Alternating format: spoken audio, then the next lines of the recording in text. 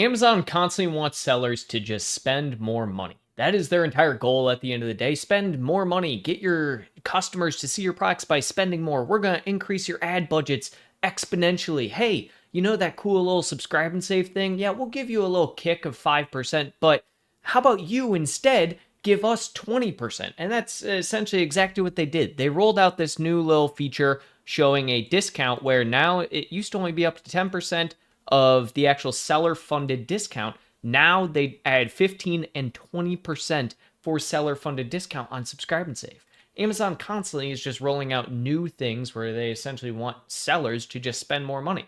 And guess what? If you don't end up spending more money, it doesn't matter because they will raise fees regardless. And it's getting to this point where Amazon is just kind of expecting every single seller to be having their products at 100% margin as like a bare minimum. Once you add up all of the different fees, add up things such as subscribe and save, advertising costs, Amazon realistically just wants you to spend as much money as humanly possible on all of your products. And so this is one of those changes that they rolled out very, very silently. They haven't said anything about it. In fact, as of last week, Amazon actually posted a subscribe and save newsletter and blog talking about 10% seller funded, but did not mention the 15 or 20% rollout that they are doing now just a week after. So it's one of those areas where I do believe that we are going to see more and more often Amazon trying to get sellers to just push different discounts. We even see it this year with the aspect of new coupon discounts and all of this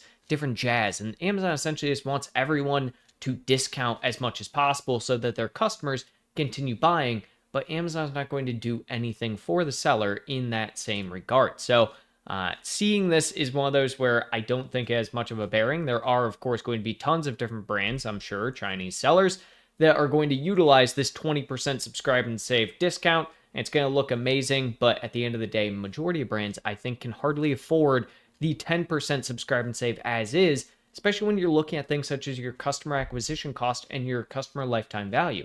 Those, at the end of the day, are going to slowly deteriorate the overall actual average selling price of your product, and people are just going to see that their customer lifetime value becomes lower and lower on average from an actual cost standpoint. So not a great change, in my opinion, for many, many sellers, because how many sellers can actually afford to discount 20% on top of their ad spend of an average of 30% across the board, and then hope that people just continue using subscribe and save for those purposes. So I think it'll be good for consumable type products across the board. Of course, those usually have a little bit better margins at times, so we'll see. But at the end of the day, Amazon, for majority of sellers right now, just seems to want them to go ahead and spend all of their money and not give them anything in return.